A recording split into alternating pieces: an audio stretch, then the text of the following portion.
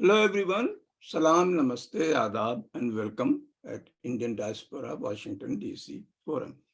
And today we have three speakers who are going to reflect on Karnataka election outcome and the two contesting ideologies that are in play in India. And you know, the temperature has gone up these days, not only because of the summer, also because of the outcome of this Karnataka election and forthcoming 3 or 4 state elections. And so three speakers, Dr. Mujibur Rahman, who is an assistant professor at Jamia Millia, at the Center for Social Exclusion and Inclusive Policy. Sunita Viswanath, a human rights activist, co-founder of Hindus for Human Rights, Sadhana, and Sadhana, Coalition of Progressive Hindus, and Women for One Movement. Sunita is well known here locally, or you can say that even in India, because of her political activism. And Dr. Ravi Sinha, who is a well-known activist, socialist, author, and physicist. He is trained here as a nuclear physicist at MIT and taught at various institutions in India. And now he's a full-time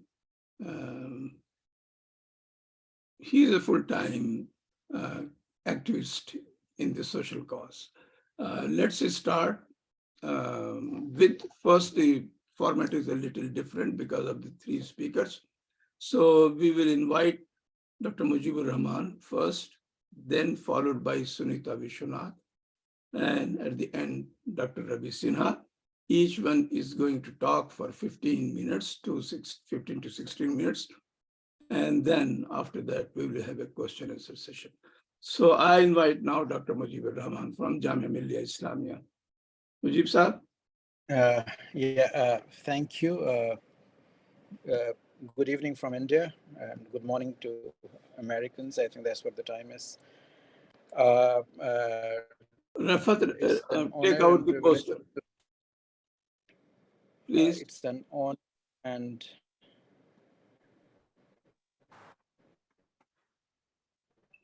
Yes, Mujib Saab. it's an honor. I don't think generated as much as excitement as this particular, and yes, that this panel has got a physicist and also a human rights activist to discuss this particular issue. So I think on May 13th, when the result was out, uh, the kind of reaction or the excitement that one saw among secularists or progressives or liberals, those who are opposed to Hindu right politics, it appeared as if they have known the results of 2024 election, or the BJP got defeated in 2024. That's the sort of celebration that one came across in social media. And therefore, there is a famous Harvard political scientist who once wrote a sentence called, "Voters are not fools." So in democracy, that's something which is really amazing, that voters apply their own mind and often surprise various contenders. It is a fact that India is in the middle of an ideological struggle, and I'm glad that the title has been put in that particular way. And this result of this particular election is a reflection of that kind of contestation that is taking place in the ideological sphere of Indian politics.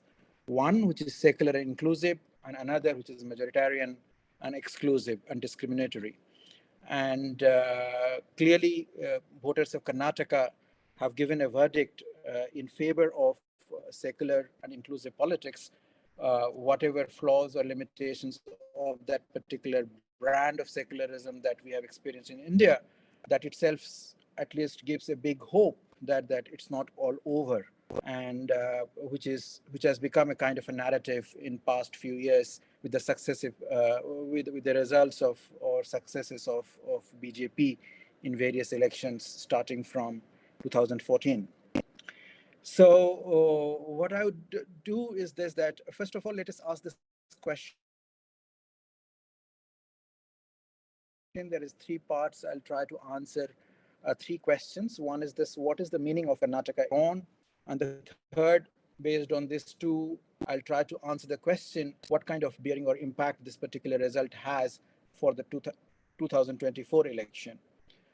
Is it something that confirms there is an end of Modi era, or is it something whose results that the secular and the other opposition forces are going to uh, uh, going to west and are not able to take advantage of it? Is that what is going to be a likely scenario? So what is basically the meaning of the Karnataka results? There are a few things. I'm going to set aside the statistics. It is well known to all of you that Congress party received this kind of support electoral mandate, which is far bigger than even they expected. Though on one occasion, Siddharamaya had said that they would get around 130 seats, but that's how politicians generally talk. They overestimate their own results at the time of election or before election because they think that's how they are messaging to the voters and to their rivals. But the fact is that the results was a kind of surprise even to the Congress party because they were not expecting such a big number. And it's also a disappointment for BJP because BJP was thinking that it would do much better than what it did about it. So what are the major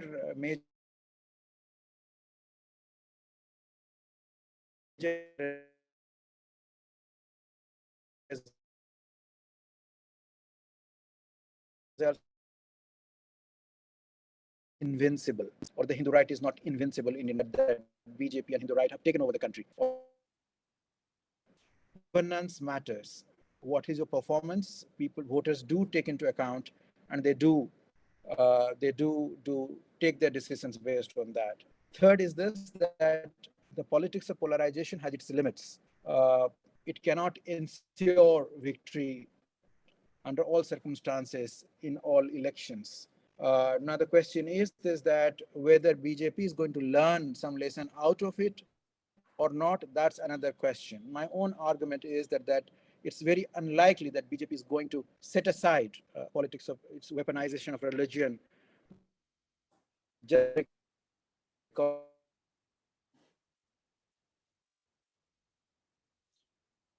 it is Razi bhai, the connection is bad.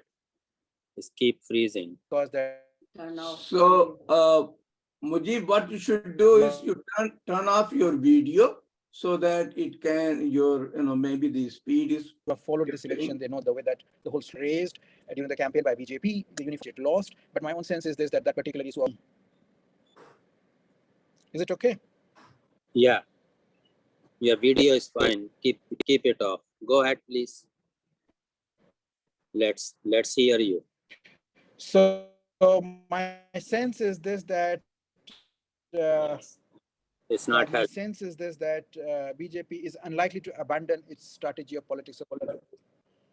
uh, politics of polarization in coming election. And it should be quite apparent by the series of events that is unfolding in Maharashtra.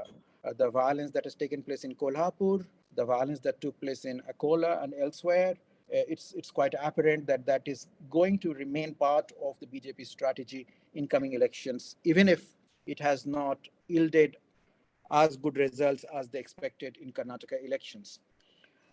Another significant meaning or the indication of this particular result is that the role of RSS as an electoral body or electoral force.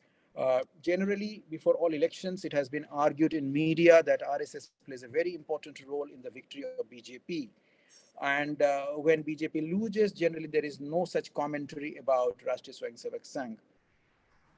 Clearly, this result shows that RSS has its own limits as an electoral force. Even if Karnataka is one of the states where Hindu right has established a very, very strong base for quite some time. Even the scholars who work on this, they they go back 200 years or so. Uh, am I audible? Am I audible? Yeah, you are okay. Go ahead, please. Yeah, yeah. So therefore, so these are some of the major. These are the major connotations that one could draw from the results of Karnataka election. But we need to be very careful in terms of assessing these results, because on the other hand, in the excitement of celebrating this particular victory, a large number of scholars who vouch for secularism have argued that Hindu right is kind of wiped out from the South. That I don't agree with that particular formulation, because electoral defeat of BJP in the context of the dominance of BJP in Indian politics today, and in this particular case with the kind of vote share it managed to retain, does not mean that this is the ideological capitulation of Hindu right. So it has enough left for to kind of regroup and relaunch itself, and we would see how it is doing based on the results of the parliamentary elections. So that particular argument, I would like to argue that it has wiped out Hindu right from South is quite misleading and exaggerated, because of the reason that I mentioned about it. Now the question is, what are the lessons that could be drawn out of this election or its results? I think there are lessons both for BJP as well as for Congress, which is going to play a major role in the anti-BJP coalition, which is in the process of uh, uh, making, and a meeting is scheduled on June 23rd in Patna to put together a coalition against BJP. The lessons that BJP need to learn is this, which I mentioned a bit earlier, that all kinds of politics of polarization that has taken place, not just during the campaign, but prior to that, say hijab controversy, the halal meat, the uniform civil code about which I mentioned, they don't have, enough impact. And apparently, organizer, which is the mouthpiece of RSS, has acknowledged this, and that all these elements of Hindutva politics, even Modi's charisma is not good enough for them to get them to cross the victory line. So the question is this that Modi's charisma worked in Gujarat in a particular context, partly also because the Congress literally gave up in Gujarat. It did not put its best foot forward, partly also because of the entrance of the new player called AAP Party in Gujarat that helped BJP to accomplish such a important victory in Gujarat. So both Gujarat and Karnataka, in their own ways, are going to send prominent signals to BJP and Congress in the months to come how to strategize in the 2024 election. Uh, Another thing that is very important to know, during the campaign, the Home Minister of India, Mr. Amit Shah, said that if BJP does not return to power in Karnataka, then there will be riots or there will be violence. The fact is that there are parts of India where BJP is ruling and we see violence still happening. And the classic case, the most prominent one in recent weeks, has been the case of Manipur. And of course, the other cases that I have mentioned, that in Maharashtra, for instance, which is governed by BJP, we have coming across Hindu-Muslim riots of taking place every other week for variety of very, very trivial reasons. So there is no correlationship between this, whether BJP is in power or not in power.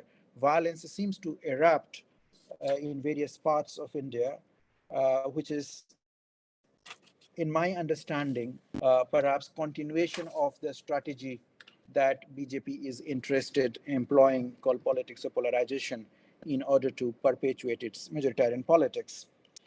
Now, what are the lessons that Congress could learn from this particular results?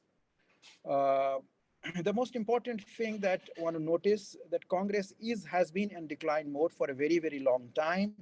And this one is seen as a case of revival.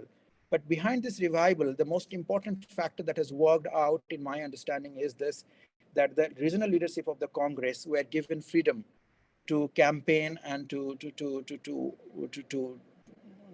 campaign and to take on BJP the way they want to. So both Siddharamaiah and Sip Kumar played a vital role. And despite whatever differences they have in terms of their ambitions, in terms of their clout, in terms of their internal politics within the party, the fact remains that they presented themselves as a unified team. So it was a kind of there was on the one hand an attempt to appeal to voters for double-engine Hindutva government. On the other hand, there was this double-engine regional leadership of the Congress, which was able to put its best foot forward and managed to come out with these results. The second thing is this, which I mentioned about it, that more than the big issues of the national issues, the regional issues or the state level issues are important, and the governance defined from that point of view that addresses the livelihood issues and development issues, all those things became part of the manifesto. I think that contributed significantly in raising the credibility of Congress as an alternative. It is very important to understand that the state went for a triangular contest. Had there been a unified contest in which the opposition parties, particularly JDS and Congress, if they would have come together to take on BJP, the BJP results would have been very different, both in terms of vote share as well as number of seats. But that did not happen. So JDS went on its own, but a vast number of voters who are loyal to JDS, both in terms of their caste loyalty as well as in terms of their loyalty as minorities, particularly Muslim voters, they all voted for Congress because they realized that Congress is the only viable one which could be able to form the government and take on the BJP. So from the point of view of Muslim voters, there was a massive consolidation in favor of Congress, which is one of the reasons why 9 candidates out of 15 won of the Congress, and a lot of other political parties, just like AIMIM of Asaduddin Oasis or SDPI, which is a political party set up by PFI, Popular Front of India, they all lost their deposit and became insignificant. In a way, it also sent a message to a lot of scholars, particularly secular scholars, who have been arguing the ambitions of Asaduddin Owaisi and AIMIM as emerging as the new Muslim League of Indian politics, and Asaduddin Owaisi as the new Muhammad Ali Jinnah of Indian politics. I think that particular speculation could be put to rest based on this particular outcome. And I was not buying that particular argument for a quite long time. I wrote an op-ed that he is not the sole spokesman. It's very unlikely. Even Muhammad Ali Jinnah, had he been in India at this point of time, he would have adopted a very different strategy for Muslim politics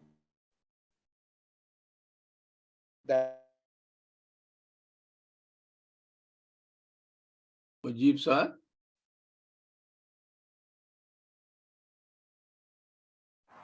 Yeah, he's having the connection. Yeah, there than is a consistent what problem with this. what he did in 1930s and 40s. So the other thing that Mujib Saab, let's probably stop here and then you can come back in the question and answer session to express further. I think that would be I think better. that the Congress must learn, which a lot of people have commented, and that became a kind of part of narrative in the campaign, was The fact is that Bajrang Dal is a small element. This is particularly significant because Congress approached its Gujarat election, where it was argued at the time that Congress was doing some kind of a silent campaign, which turned out to be almost no campaign, and it had the worst results that it ever saw. And in my understanding, that Congress party as a political party is almost finished in Gujarat. It's very unlikely I will see any revival in recent years because of this big mistake that it did of neglecting the campaign and neglecting the organization over there. Now, let me just say a few things about the implication for. Can you wrap it up, because we are I will just wrap it up you're exceeding a lot of minutes. We have to take care of the other two speakers also.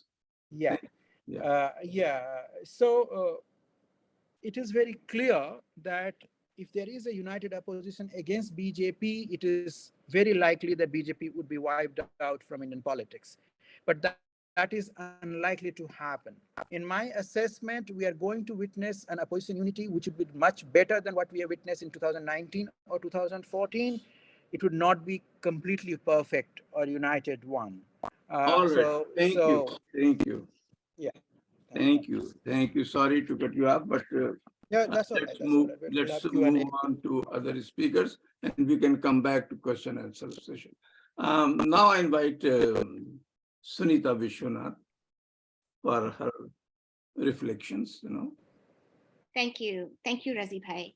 So, full disclosure at the very outset that I'm not an election expert, but I'm still very, very glad to be with all of you. And with the elections coming up in India, and with this battle between these two ideologies coming to a head, I think it's very apparent that one of the battlegrounds is right here in the diaspora, especially the United States. And so I think that the perspective of what should the diaspora do in light of the elections in India is a very relevant one. And the fact that Rahul Gandhi was just here and Narendra Modi is on his way here soon proves that, they also, the politicians in India also see the diaspora as a site of their electioneering. So so with the caveat that I'm not an expert on the elections, I'm very, very grateful that Mujib Bhai gave us such a detailed analysis of the elections, and I will give more of a diaspora perspective. So, Hindus for Human Rights, I'm the executive director, and my co-founder Raju Rajagopal is in the audience with us today and can also help speak from our perspective later on. Hindus for Human Rights has recently helped organize events and meetings in the United States for two important Indian leaders, Rahul Gandhi, former member of the Indian Parliament, and I'm sorry to say former, and a leader in the Congress Party, and Dr. Sandeep Pandey, the secretary of the Socialist Party of India, and a brave Gandhian peace activist who won the Magsaysay Award in 2002. So we in Hindus for Human Rights and our allies are prepared to welcome and organize meetings and events for any Indian political or social leader who is standing against the far-right ideology and hateful policies of the ruling BJP and RSS. We believe it is high time for pro-democracy Indians in India and the diaspora to unite against hate. And the time to unite is now, given the national elections coming up in early 2024. The BJP, as we know, was roundly defeated in Karnataka state elections a month ago. And we hope that the opposition parties can come together as a pro-democracy force to reclaim Indian democracy from the jaws of Hindutva or Hindu supremacy. Hindus for Human Rights is a non-profit, non-partisan organization in the United States. We do not endorse or align ourselves with any political party. Our Hindu faith traditions teach us the importance of keeping an open mind and an open heart, and devote ourselves to Loka Sangraha, the welfare of all.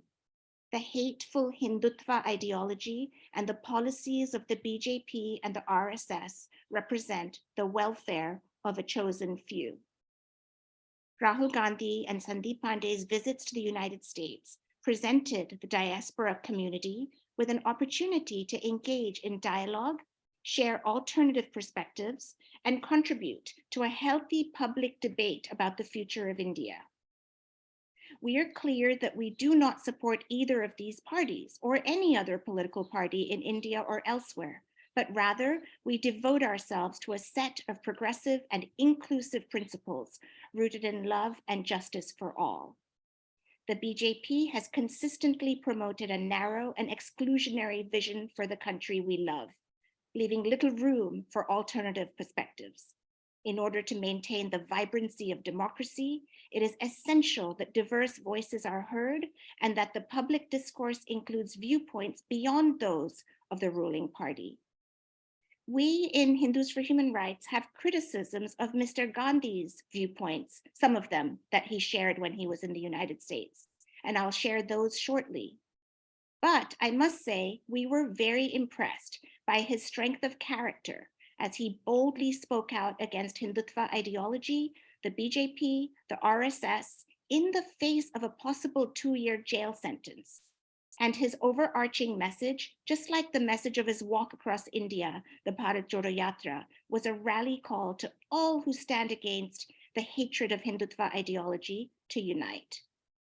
Dr. Sandeep Pandey, though he is from the Socialist Party of India, walked with Rahul Gandhi in the Bharat Jodo Yatra, and many other members and leaders of opposition parties also participated in the Unity Walk. While we appreciated Mr. Gandhi's message of unity against hate, we also had some concerns. Mr. Gandhi stated several times that the BJP's defamation lawsuit against him that has expelled him from parliament and threatens him with jail is a gift because he can now speak openly. We feel he could have made even better use of this gift.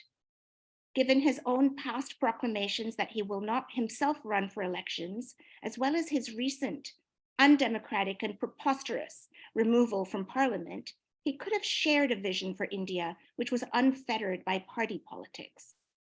He refused to use the word Muslim in any of the speeches that I heard. Rather than talk in general terms about the importance of every Indian's right to be protected and the attacks on minority rights by the BJP, he could have spoken openly and explicitly about the existential threat to the safety and survival of India's 200 million Muslims. Instead of just talking about caste as an impediment to social justice and equity, he could have included Dr. Ambedkar, the chief architect of India's constitution and a tireless advocate for Dalit rights, each time he enumerated Indian historic leaders and social reformers who are his inspiration. He never said the name Ambedkar. And rather than hubristically telling us that the Karnataka playbook will be replicated in the 2024 elections and the Congress will win, he could have admitted past mistakes and weaknesses of the Congress and shared a vision for how the Congress will overcome them. And finally, instead of saying that the opposition parties are uniting against the BJP, but that the strategy is a work in progress, he could have more openly shared his own vision for exactly how the opposition can work together. Despite these concerns, we firmly believe in the importance of providing a platform for all individuals and groups opposing the BJP's policies. As Hindus for Human Rights Advisory Board member and grandson of Mahatma Gandhi reminds our team regularly, the day will come when we can all argue and fight about our differences, as happens in a healthy democracy. Today, we must unite with anyone and everyone willing to stand against Hindutva. We are encouraged that the opposition parties of India will be gathering on June 23rd in Patna. We extend an open invitation to leaders of any opposition party standing up to the BJP to join us by Zoom or by traveling here to share their vision with the diaspora community. Prime Minister Narendra Modi will be in the United States when this gathering of opposition leaders takes place, and Hindus for Human Rights, along with our pro-democracy allies, will conduct protests of the BJP's far-right Hindu supremacist ideology and policies. Since Mr. Gandhi's visit to the United States, our organization and our staff has been met with relentless and vicious trolling and attacks from BJP supporters and even the head of the BJP IT cell. This unfortunate response demonstrates a weakness on the part of the Hindu right and reveals their tendency to resort to conspiracy theories and anti-Semitic tropes to discredit and suppress opposing voices. We are undaunted. We remain resolute in our commitment to advocating for human rights and secularism in India. We believe that the divine is equally and identically present in each one of us, regardless of our religion, caste, race, gender. I end by emphasizing that it isn't enough to wish for change. We must each be the change. If you're in the United States, contact us to get involved in our protests of Prime Minister Narendra Modi during his upcoming trip. And if you're in India, please join the nationwide grassroots movements all across India for inclusive democracy and minority rights and safety, and support and amplify all efforts by opposition parties to unite and strengthen and strategize to defeat the BJP and its politics of hate. And wherever you are, please join Hindus for Human Rights, support Hindus for Human Rights and all of our partner organizations in our efforts to wake up and mobilize the sleeping majority. Because the elephant in the room is that we will not defeat caste, and we will not defeat Hindutva, and we will not defeat Modi if the majority Hindu community doesn't put their shoulder to the wheel of justice. Thank you. Pretty strong and pretty fast and sharp, very impressive. So we'll bring you back during the question and answer session. Thank you very much, Sunita. And now we invite Professor Ravi Sinha Saab for the rest of the time. Probably you have more time that Sunita has offered you, okay?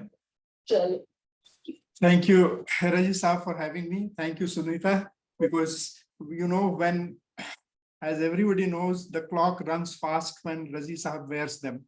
So I will launch right away into what I have to say. And like Sunita, I also have to begin with this disclaimer that I am no expert on how elections are won or lost. And maybe I will also shut my video in case there is some network problem, because I'm speaking from here in India, you know.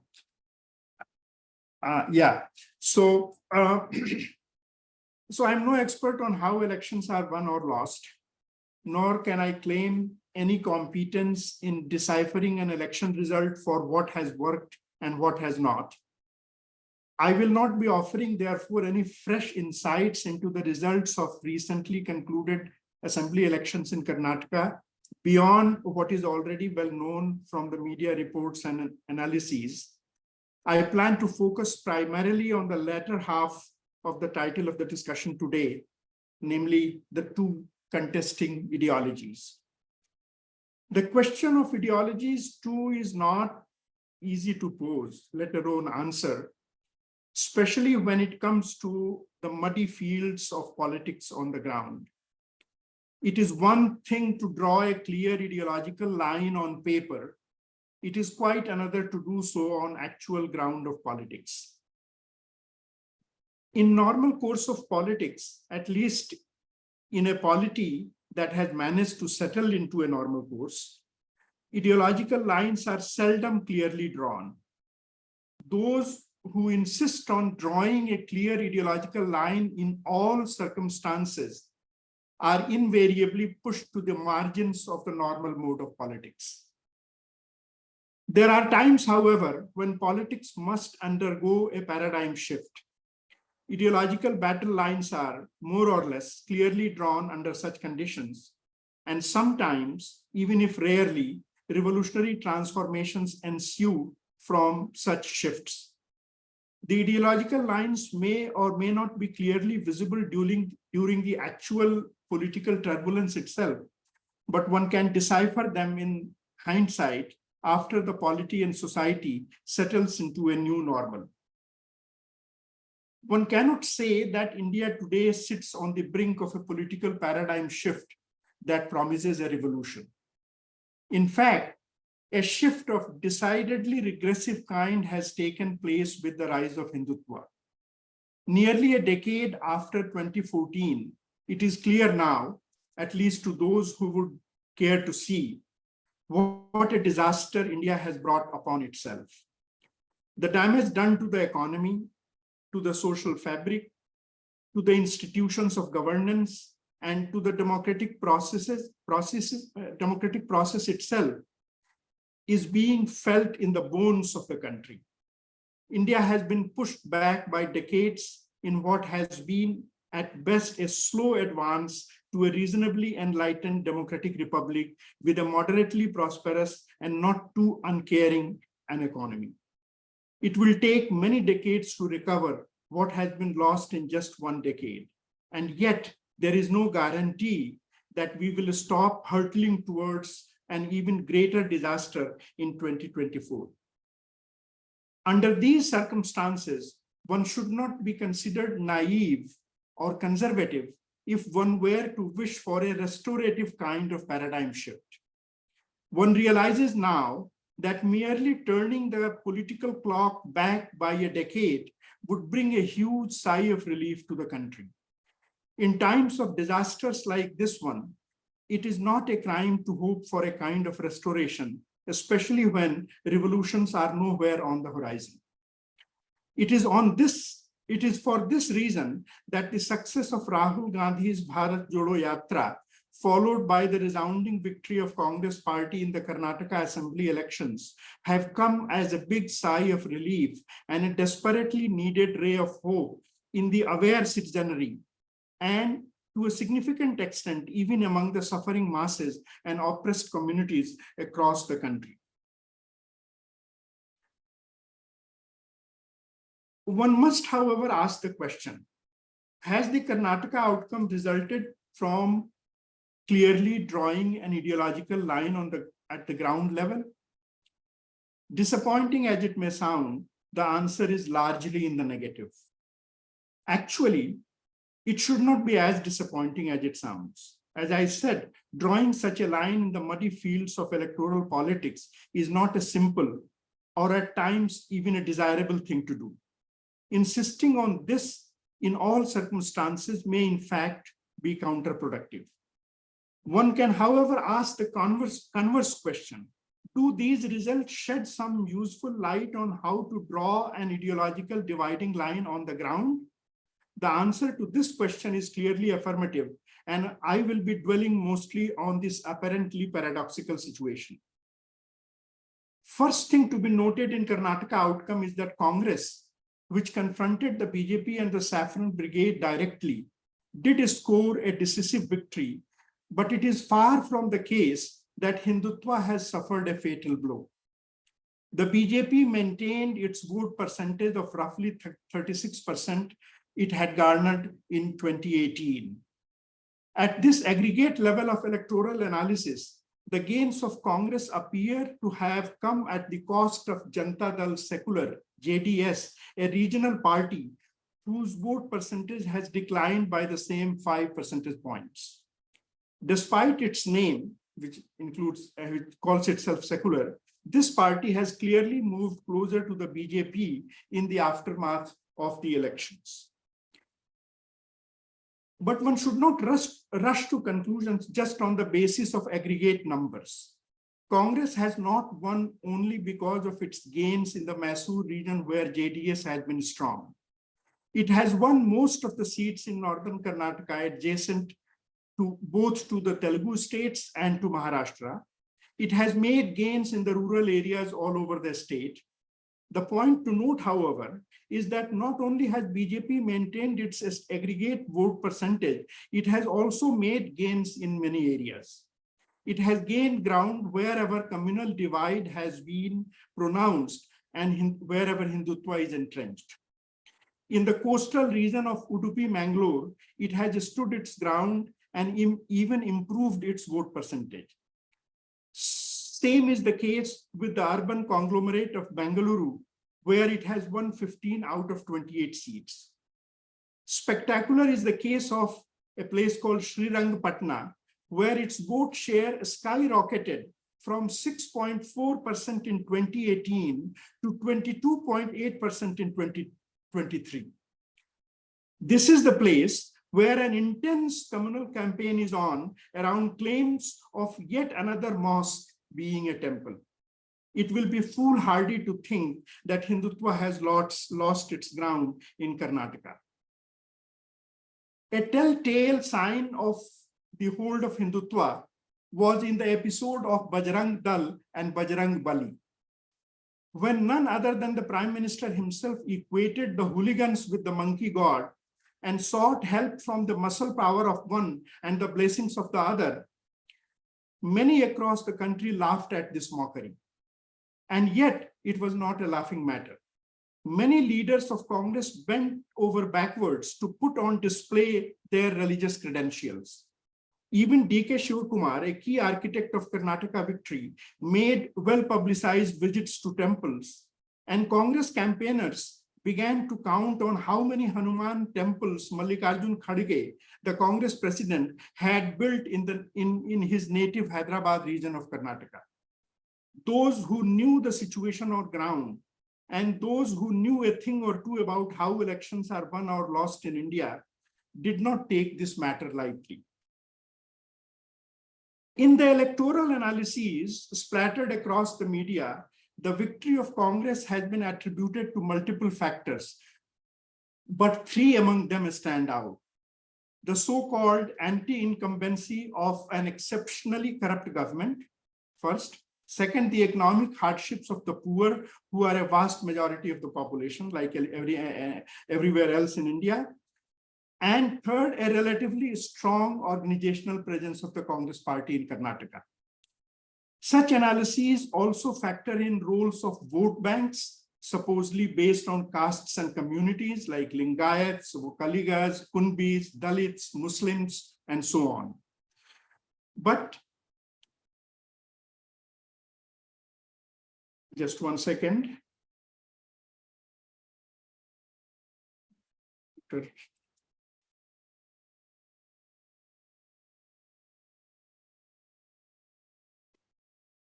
Managing such vote banks is a necessary detail of any electoral strategy, often expressed in the euphemistic phrase of social engineering. It does not define an ideological dividing line. If one tries hard to extract some such line from the enormous complexity of Indian politics, two large conglomerate of factors stand out. On the one hand, Hindutva, cultural nationalism, religious and other traditional identities. And on the other hand, the second conglomerate of issues is that of poverty, class, basic security of life, and material well-being of people. Given the history of 20th century, class has been the centerpiece of the canonical definition of ideological dividing line. Many who swear by this definition and reject the possibility of any other definition would underline the fact that Karnataka election was won because the poor, especially in the rural hinterlands, supported Congress.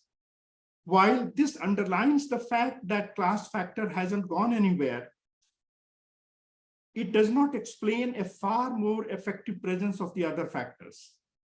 As I have already mentioned, the victory of Congress does not mean that Hindutva has been defeated in Karnataka, and it is not the case that poor have voted for Congress because they detest Hindutva. Fact of the matter is that there seem to exist two different axes along which ideological dividing line can be drawn in today's politics. The class axis has been the canonical one, but there seems to be another axis. For want of a better nomenclature, let me call it the cultural axis. It includes identities based on religion, caste, race, ethnicity, community, languages, and even civilizations. This axis has become far more operational in the area of democratic and electoral politics. Actually, part of the question can be posed even more sharply. Why is it that the ever-present class axis almost never gives rise to a politically operational class identity? And we can raise the same question about the gender axis too, even if in a different way. As many a leftist trade unionist would testify, the class that comes together on the factory floor seldom remembers the class identity and solidarity in the voting booth. Here, I would not even try to get into the high theory of relationship between class and culture. For the purpose at hand, I will take a pragmatic tack and treat these two realms as relatively autonomous, even if connected at some deeper subterranean level. The rise of culture in politics is not confined to the so-called third world. Samuel Huntington, the Harvard Don famous for his Clash of Civilizations, can easily be chastised by other dons of the progressive kinds, especially after he showed his true colors by prodding the Americans to ask the question, who are we? And encourage them to be wary of the Latino immigrants who pose a threat in his reckoning to the American national identity. Chastising him is the easy part. But how does one explain the rise of Donald Trump in American politics, which has happened more or less along the same lines Huntington theorized? Trumps do not arise because the likes of Huntington construct their theories. The sources of Trumpism lie in the deeper layers of American society. Similarly, the political traction of Hindutva arises, at least in parts, from the deeper layers of the Indian social mind.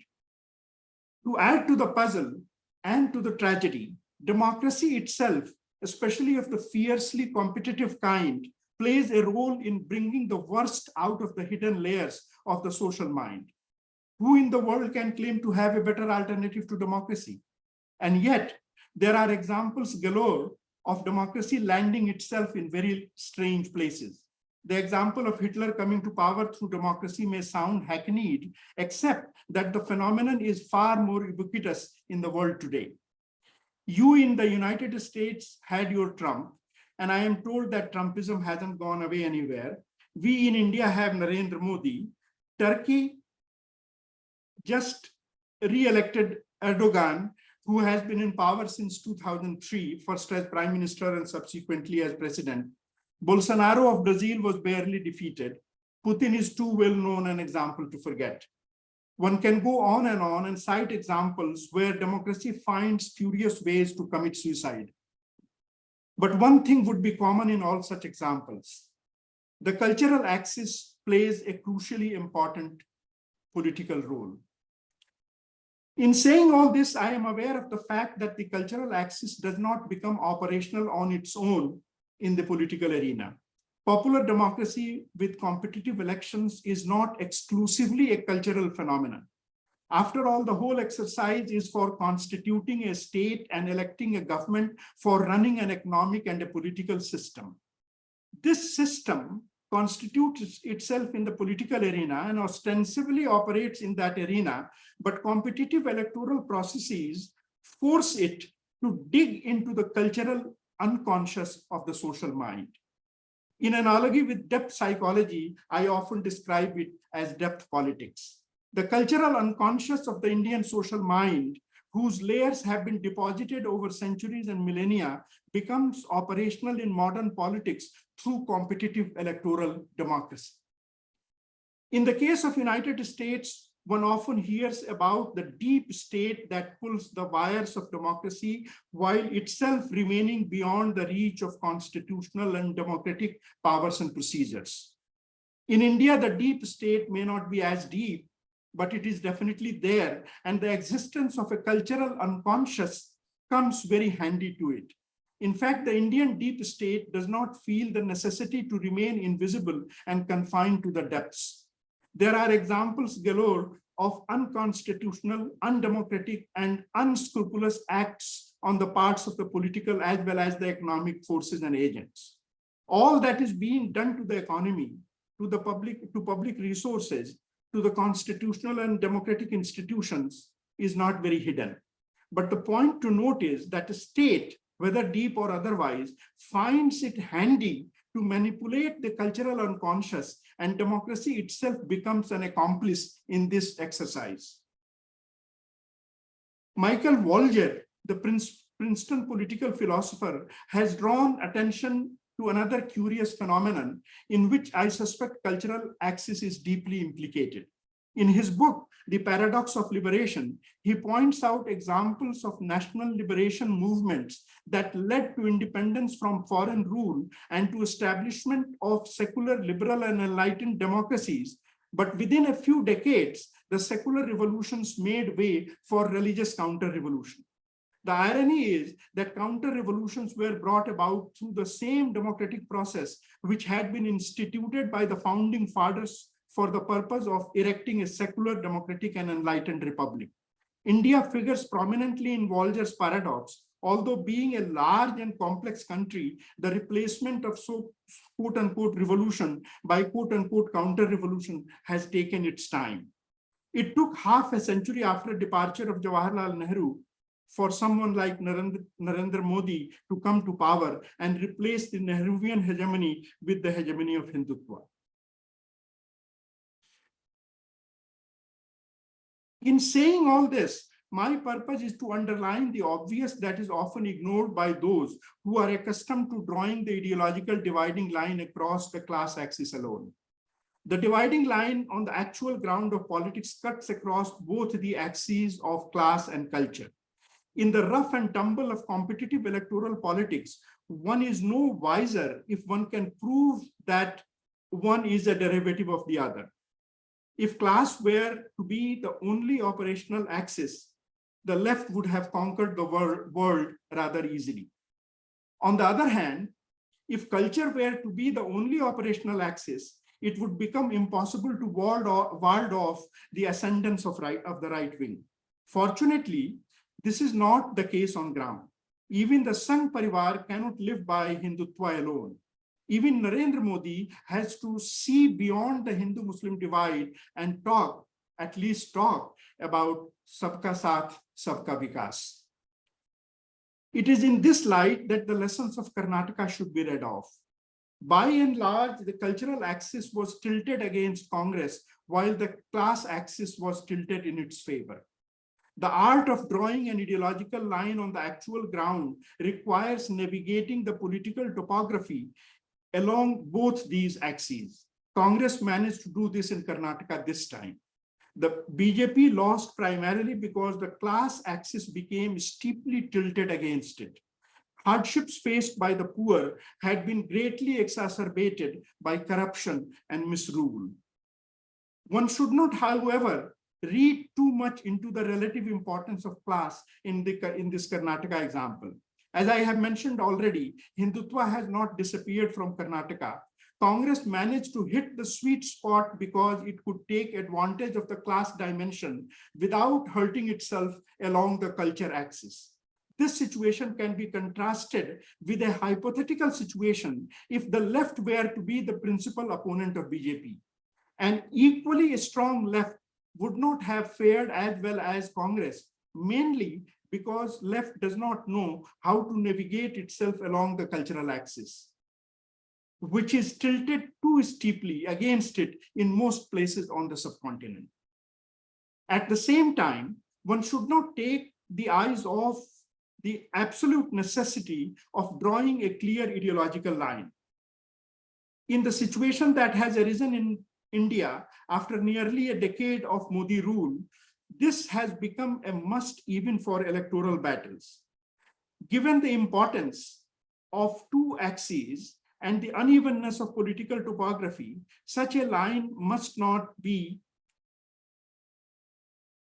straight. Sorry, my computer keeps on hanging. But it must be clear. One can see the importance of this example of the Janata Dal secular in the Janata Dal secular debacle.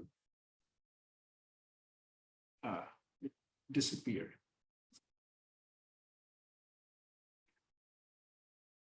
Frustration. Sorry. Just 1 second. I am finishing, but there is some technical problem here. Yeah. one can see the importance.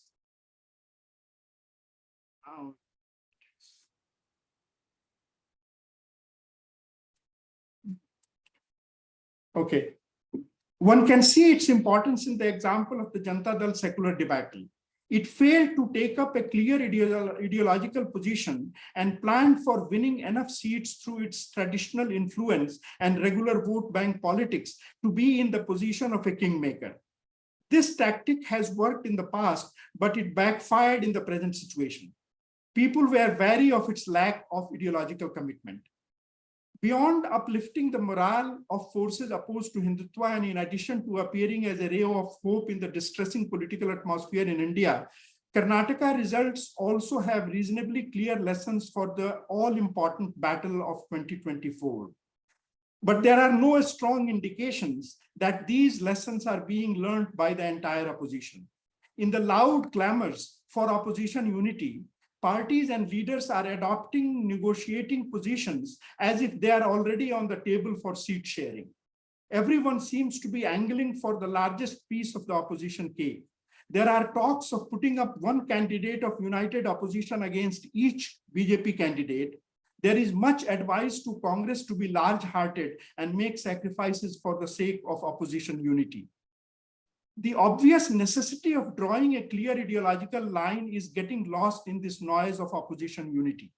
There are only two political forces with a relatively unblemished record of fighting against Hindutva, the Congress and the left. The record of every other force is tainted in varying degrees. Some have been confused or short-sighted, while there are many who have been downright opportunists. There are problems with the two resolute fighters too. Left, as mentioned already, has been especially inept at fighting along the axis of culture. This adds to its handicaps arising out of other ailments such as dogmatism, sectarianism, or even unthinking populism. Congress, on the other hand, is a much larger political force, but it also has much bigger problems. Given its long and complicated history and its more recent omissions and commissions in the political arena, it cannot entirely be absolved from accusations of paving the way for Hindutva. It has often functioned as a halfway house between secularism and Hindutva, and has had leaders and cadres who can cross over to the other side without batting an eyelid. Congress has never been a shining example of a clear ideology or a cadre-based party. And yet, things have been changing for the better in recent months and years. There has been much internal churning, and Congress has emerged as the central force around which all other anti-Hindutva forces could be mobilized for the battle at hand. Emergence of Rahul Gandhi as an ideological leader and a resolute fighter has been a turning point in the recent history of Congress. Bharat Jodo Yatra had changed the political atmosphere in the country. And yet, Rahul's Congress is not in a strong enough position to bring about an ideological unity among the disparate political forces of the opposition. The problem is further complicated by the fact that many of the regional parties stand to lose if Congress gains ground in their part of the country.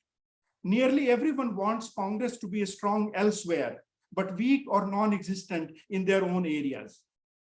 People like us cannot really chart out the course for the opposition in India. We are neither at the drawing board nor at the negotiating table. All we can do is to have a reasonable wish list. But we have to be receptive to the complexity when it comes to larger strategies. One corner of India is so different from another. In Kerala, for example, where Congress and left are faced with each other, it will be all right if they continue to be at each other's neck, provided they keep the door shut for BJP. In West Bengal, on the other hand, it is not unthinkable that Congress and left together fight against Mamata Banerjee's TMC, but in such a way that they snatch the ground from BJP and become the main opposition to TMC. In that part of India, this may be the most effective way to fight BJP at the national level.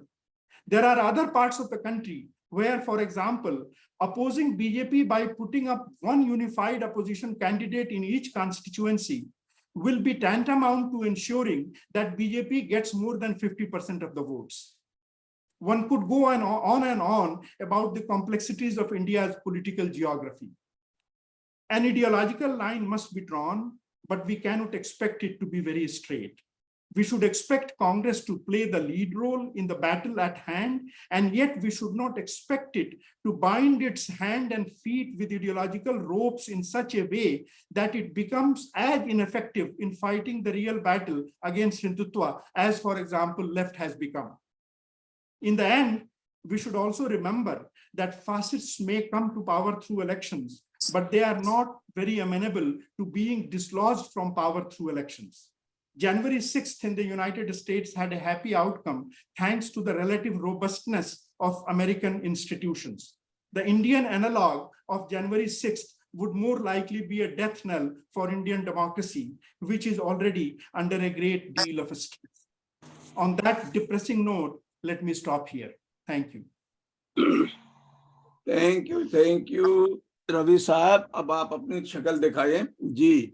Yeah, all right, thank you. And we had a mixed message from you, but nonetheless, the end result of Karnataka and the rise of Congress for a while is the positive sign, and Yes. hopefully that is going to be a good fight for the near future, and we'll see what happens. Before we move to question and answer session, I will request Rafat to show the poster for coming Saturday, so that after that we go back to questions. Okay. Yeah, next week we have on Maulana Azad, sharing a room with the sparrows, Maulana Azad and the question of minority agency in India, Dr. Anand Vivek Taneja, the Associate Professor of Religious Studies at Vanderbilt University, is going to be the main speaker. He will be introduced by Dr. Mannan Ahmed from Colombia, and concluding remarks also will be given by another scholar from Colombia, Dr. Shauna Rodriguez. So don't miss this event. This is a lot on Maulana Azad. All these three are expert on South Asian politics and on Maulana Azad. Over to you, Rafat Saab, and take care about the question and answer session. Thank you. Thank you, Razi Bhai, and thank you all the speakers for wonderful ideas. And let's move on to the question and answer session. And it is heartwarming to see that there are so many comments, because we are very politically active. And please, because most of you know how to raise the digital hand. I have read those comments, but it is possible that I missed some of your questions. So I request you to please raise digital hand if you wanted to ask the questions. So I have noted some of them. First one is Kalve Hassan. So please go ahead, Kalve Saab. And then after that is Nazir Ahmad Saab. And there are many long comments. So if you are interested to ask a question, again, please raise your digital hand. Go ahead, Kalve Hassan Saab. I hope he's still there. I think, yeah, he's there. I ask you to unmute. Please go ahead. Razi bhai, everyone can unmute themselves? Yeah, Yes. I think there was an issue. I couldn't Okay, unmute myself. Yeah, thank you for taking my question. I think my question is same. This is happening since 2014, right? Why it is taking so long for the people to understand and change this narrative of BJP? It's been 9 years. I know Karnataka, and people think there are more educated people in Karnataka, but you can see that more educated people are still supporting BJP. They're still following what Narendra Modi is doing. Modi and Shah, there are two people running this entire country. So does it take that long to people to understand?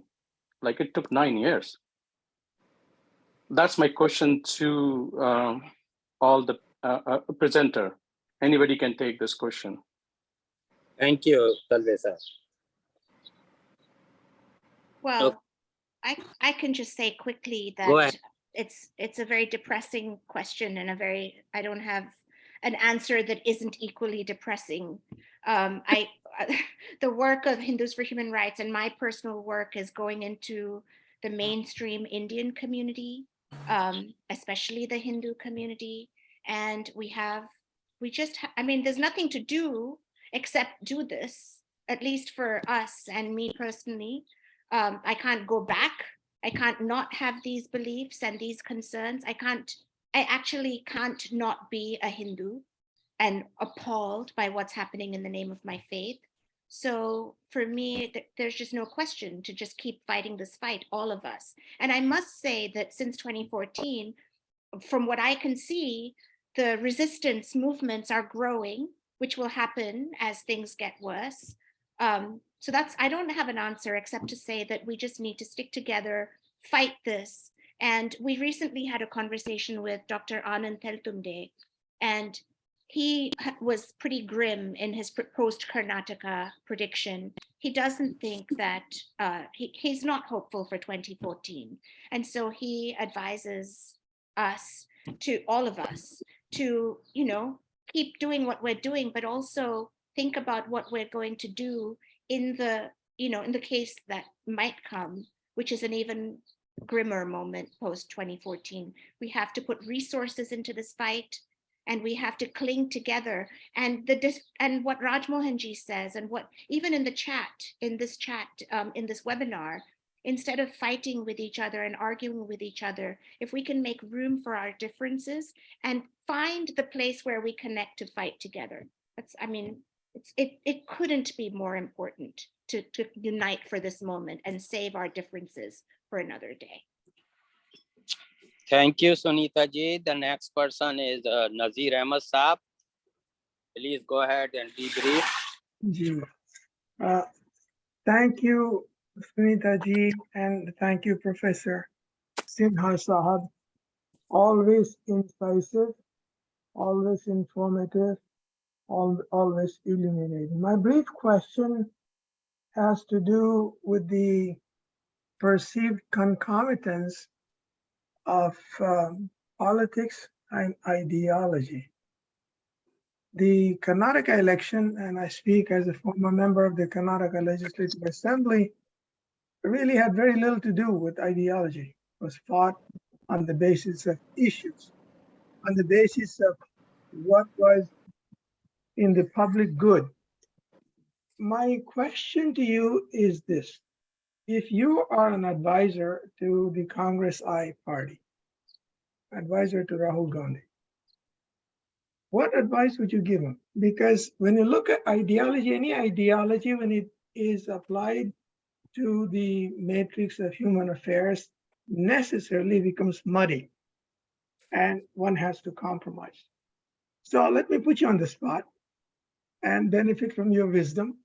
What advice would you give him? What advice would you give me if I was running again for election in Tumkur, Karnataka? Can I take this? Go ahead. All right. So I'm just trying to combine the two. So let's not forget about the fact that BJP as a political party is much younger than others. It was set up in 1980, and it became politically significant by the end of 1980s because of Ajodhya movement and all of that. And let us acknowledge this fact that BJP has become successful or got the entry point or is being perceived as an alternative because the other political party, including Congress, failed to live up to expectations of a large number of people in various parts of India. So had the so-called secular political parties would have taken up their BJP would have managed to acquire the prominence or the hegemony that it is enjoying today. My argument has been, because this is not, I can't offer a long answer to this, but those who will read my new book, The Political Future of Indian Muslims, would get a lot of insights into it. My argument has been, had India's experiment, the non-Congress opposition of 77, 89, or even 96 would have taken an enduring form, I have doubt that BJP would have emerged as big, a powerful a force as it has emerged. In Gujarat, in Karnataka, in many other states, BJP emerged as a big player because the non-Congress oppositions started disappearing or disintegrating. So let's not argue that Indian voters have been desperate to embrace Hindu right or Hindu extremism or religious extremism of any kind. I think they gave fairly good chance to various political formations, and they were disappointed by their performances. And as a result of which, they gave BJP an opportunity, and then BJP has been able to mobilize according to its own ideology. And as you all know, that the 2014 election was not fought on Hindutva agenda. It was Sabka Vikas and all of that stuff about of it. And I'm not saying that Hindutva did not play any role, but let's recognize that there has been a failure on the part of the secular political class of India, and some of things have been echoed by the other presenters, both Mr. Sinha and the other speaker here. So that's how I like to look at it. My advice for Gandhi and the Congress is that to learn from your mistakes. The whole problem with them is that they are not good enough to learn from their mistakes. For instance, giving up Gujarat entirely to BJP is a huge mistake on the part of Mr. Gandhi. And I do agree that he has been able to improve on his image because of that particular yatra, and it was a very positive message.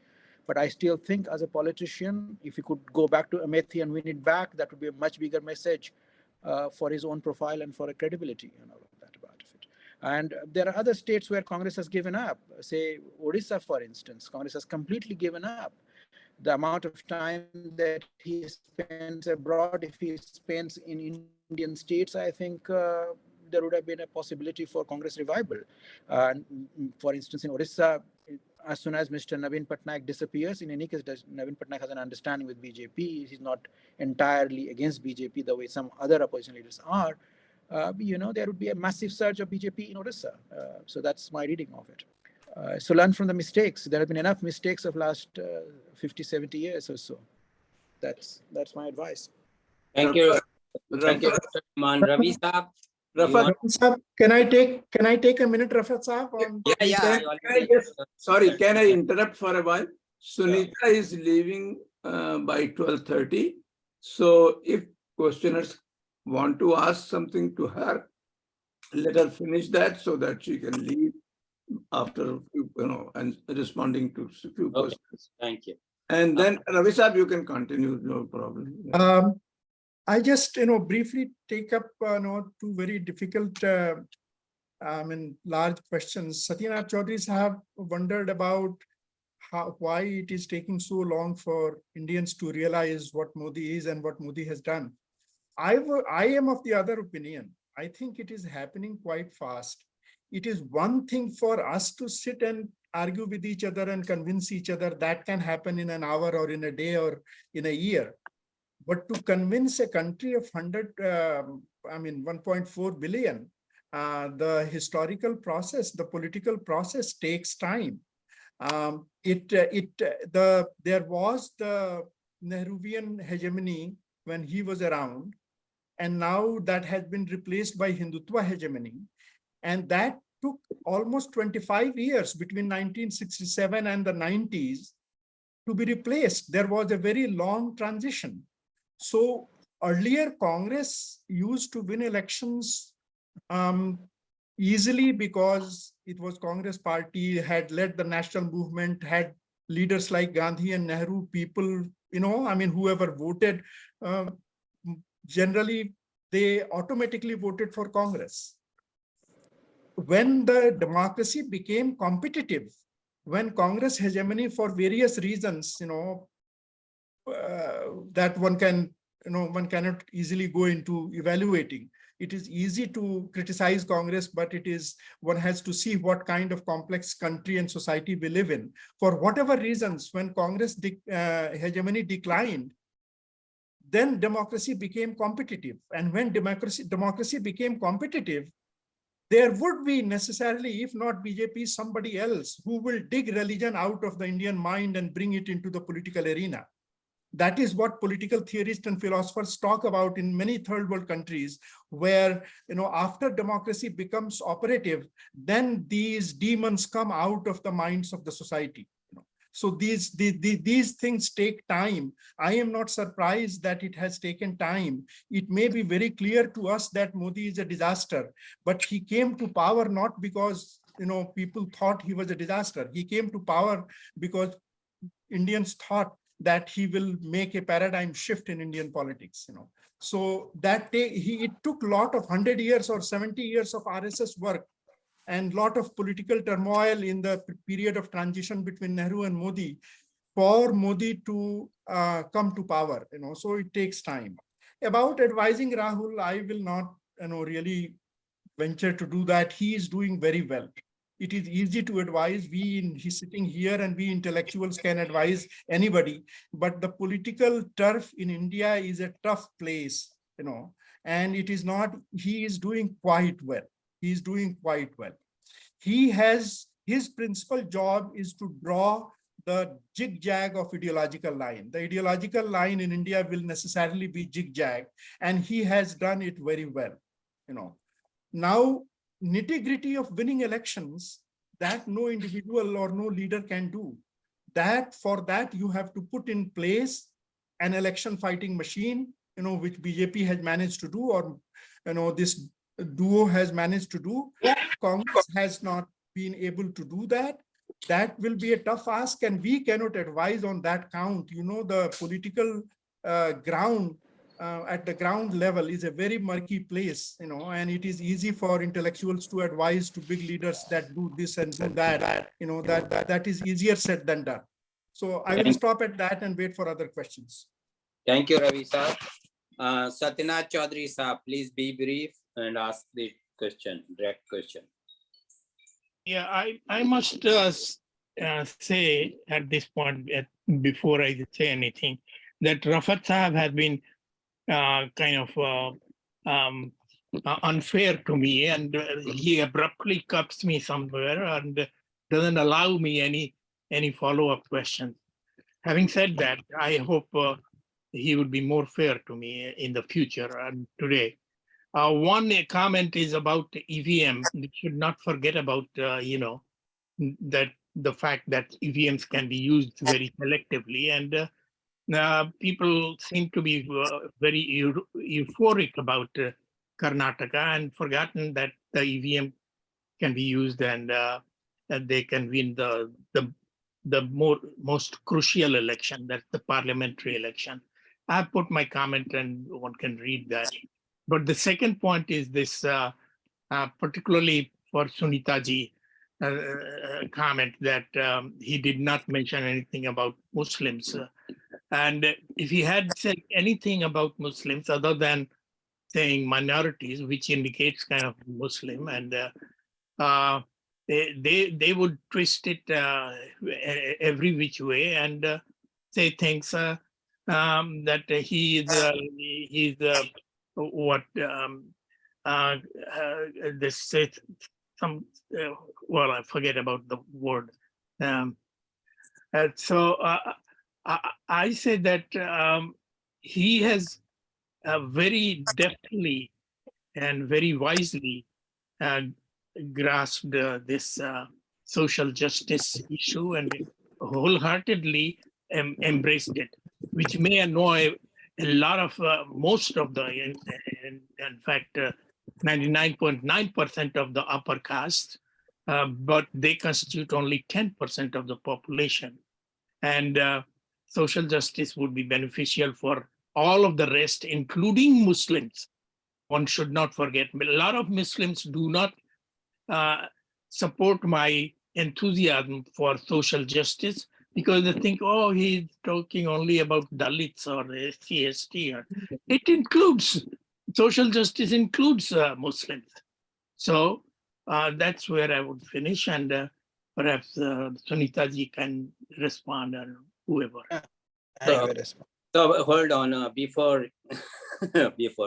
So my apologies for Satyanath Chaudhary Saab if he feels that way, but he does probably all the audience should realize there is always a time limit and time constraint, and we have to entertain almost all the questions from the audience. And there is no time to follow up questions unless we have unless we have a time. So my apologies again to Satyanath Chaudhary Saab if he feels that way, but I will continue what I am told from the organizers. So thank you. Please go ahead and respond to Satyanath Saab. So sure, strategically, maybe you're correct that there was clearly, because I heard it over and over again, there was a strategic decision and a set of talking points that addressed all Indians, minority rights, talked a lot about caste, but didn't mention Muslims. This is what I saw in several speeches, and perhaps that's the strategic thing to do. I would argue, or I would at least ask the question, given this rightward shift in this country, America, in India, given that, even when, if the, more progressive party, often it's not that much more progressive, but whatever, not the far right, not Trump, not Modi, even if we beat these far right candidates, we still have such a huge amount of work to do to keep democracy, alive, and to keep politicians keep their feet to the fire, and to do the deep, deep work of taking the hatred out of my community's hearts. I feel it whenever I go into my family spaces. Anand Teltumde was talking about the problem of increasing numbers of Dalit community voting for BJP because of class interests and because they've been sold on an Islamophobic line, perhaps. These kinds of issues are so deep that I would challenge us to say, maybe strategy is okay, but maybe we need to go deeper than strategy and actually say the truth. And somebody like Rahul Gandhi can say the truth because he's taken a moral stand. He's done the Bharat Jodo. He put his life on the line in that yatra, and now he's even been taken out of parliament. So he could see himself, it's just me talking, not my organization. He could see himself as, a thought leader, a moral leader, as opposed to somebody who's a politician. And we could see him go deeper. And all of us need that kind of inspiration. And I don't think we're going to turn these far right-wing forces around without all of us going deeper and inconveniencing ourselves, putting our lives and our livelihoods on the line. I think we're going to have to give up a lot before we see change. It's not going to be easy, and it's going to be harder for, targeted communities than other communities. So we all have to get in this together. And whether it's America, whether it's India, we just have to see with our eyes open that, how much, I know we know it, but even now, even at this stage, I see myself and my own colleagues, we haven't really inconvenienced ourselves. When you think of emergency, when you think of freedom struggle, when you think of how much people sacrificed, I don't think we, other than the prisoners of conscience in India and the Muslim activists that are in jail, I don't think all of us have truly inconvenienced ourselves for the sake of Indian democracy. And I don't know, I just invite all of us to go deeper. And I'm really sorry I have to leave. Thank you for an amazing time together, and all know where to find me. Thank you, in solidarity. Bye-bye. Thank you, Sunita. Thank you very much. And thank you much. I know she's. Can I have a brief intervention on this Muslim thing, Rafat sir? Yeah, please go ahead. Mujib Saab. You're frozen.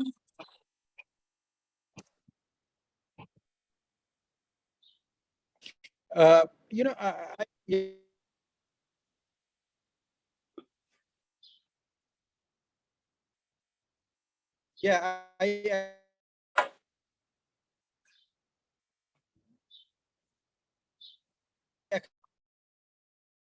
Maybe you can come later on, maybe, if there is a problem. And he can turn off his video, then we can hear him better.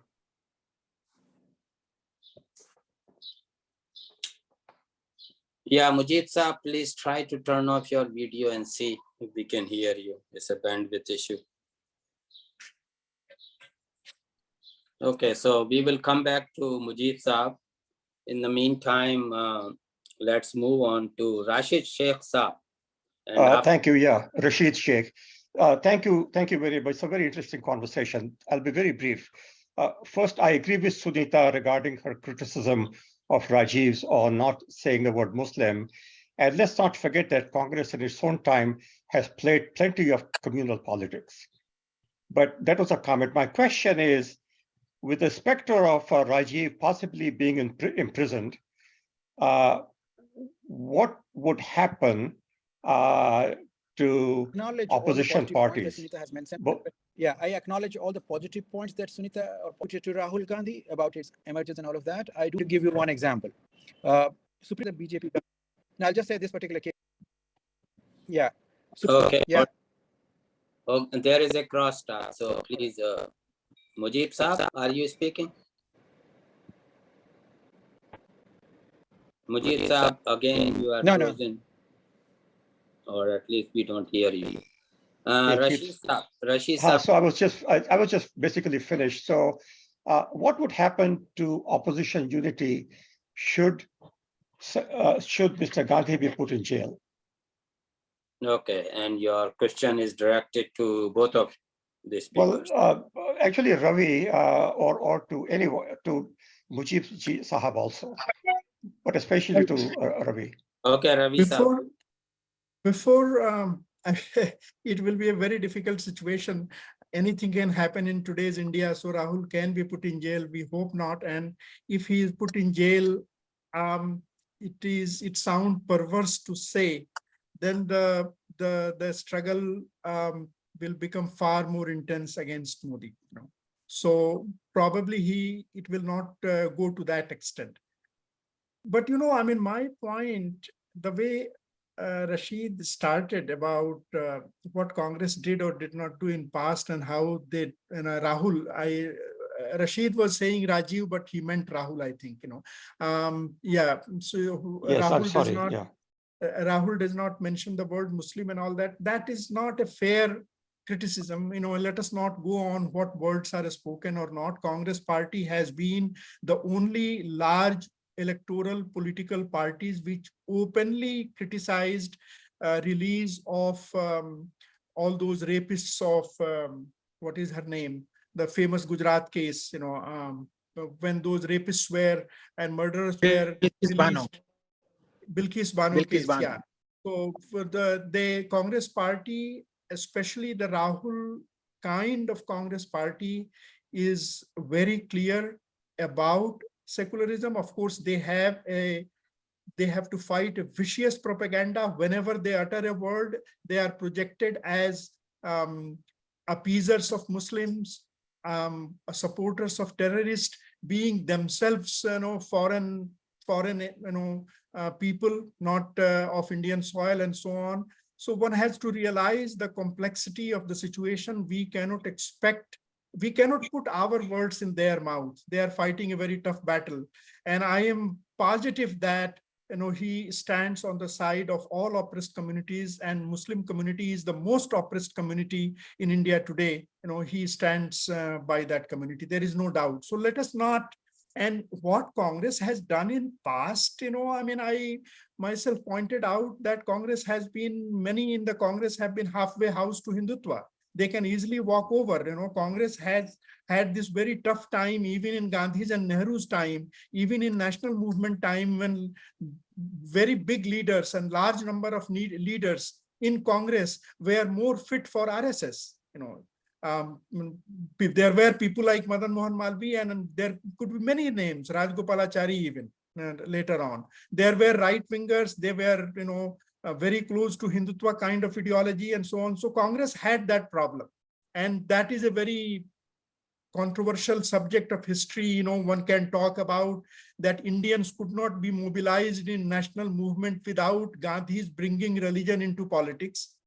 So, it is more a comment on our society that Gandhi could not become Gandhi and he could not have mobilized the entire country against the British had he not become a Mahatma of some kind, had he not brought political language. Otherwise Indians were not ready to be mobilized in a modern political project. So who do we blame? I mean, in a way, Gandhi succeeded in politicizing the entire Indian population for the first time in thousands of years. And yet the way he succeeded has left an aftermath, that is very troubling for us, So India is that kind of difficult place, and I evaluate Congress or Nehru or whoever, the leaders of my choice in this context of India being a very difficult society. So thanks, Ravi. Actually, I was really more interested in your thoughts on what would happen were he to be imprisoned. Two things I can speculate. I mean, I don't know. I don't understand Indian society and politics that well, that how will Indian people respond to Rahul being put in jail? I can't say. Maybe he will not be as easily forgotten as an Anant Tumde or as a that student from JNU, I'm forgetting the name, Omar Khalid. He will not be forgotten as easily. There will be a large scale movement, hopefully, if he is put in jail.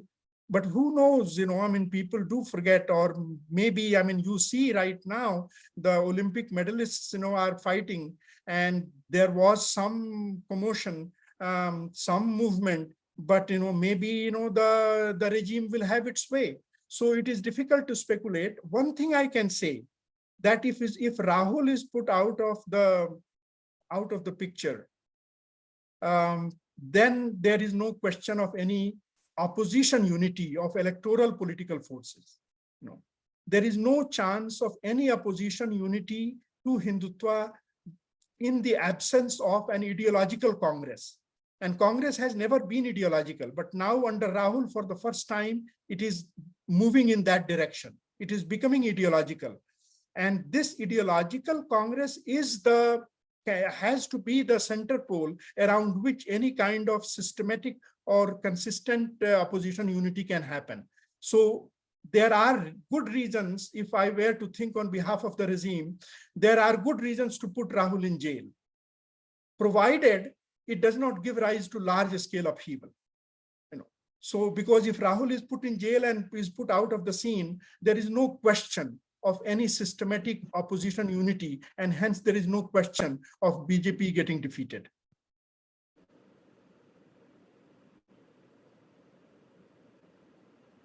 Rafat, you are unmute yourself. Okay, sorry, because I am connected to two sides. So there is an echo because there is something connected. Yeah, because if you see my comment, I have put you. Anyway, because my battery is dying, so I connected to the another phone. So anyway, so Mujib sir, please go ahead, and then we will come back to Alok Tandon sir. Well, I'll be very brief. Yeah, I will be very brief in terms of my comment regarding the Muslim part of it.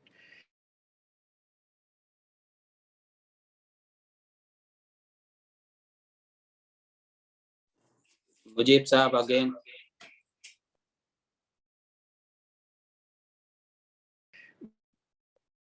I think there is an issue with Mujib's speaker.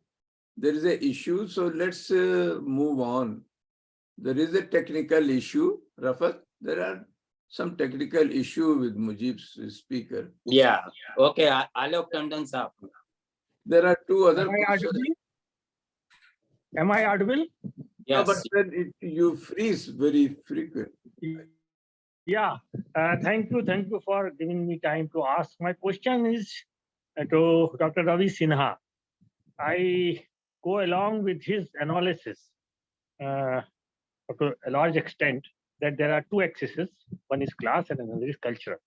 Now the question is how to deal with this cultural unconscious in Indian society, so that the other question was that how to convert those very well educated persons to come out of this Hindutva ideology, because that Hindutva ideology is basing itself on the cultural unconscious.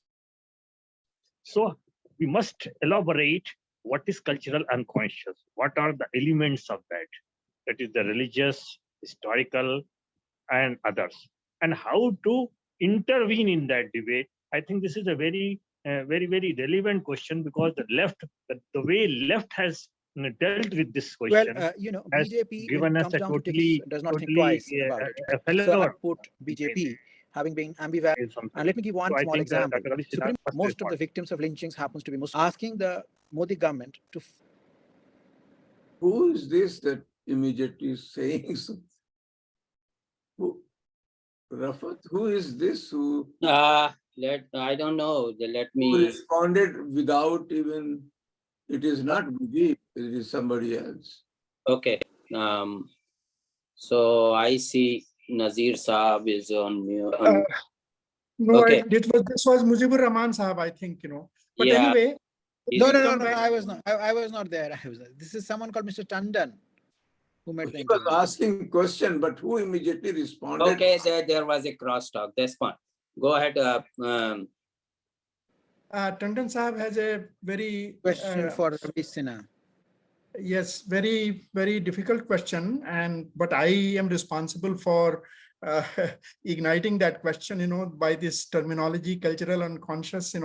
It will take a long time to go into that kind of theoretical debate. Let me just say that from our side, from the progressive side or secular side, left side, whichever word you pick for yourself or for me, for our side, there has been a simplistic understanding about the problem of communalism. We often say that communalism is there because of this or that mistake of this or that political force, that Nehru should have done this and Congress should have done that, and okay, it is okay as far as it goes. But we have not come to terms with the fact that we had, at the time of independence, we had partition in which 1 to 2 million people were killed, 10 to 20 million people were displaced, and we haven't come to terms with that. It becomes very uncomfortable to raise this question. After all, whoever conspired to divide the subcontinent, into 2, now 3 countries, did people at the helms, did the British, did the Muslim League, did Congress Party plan those huge killings where people killed people?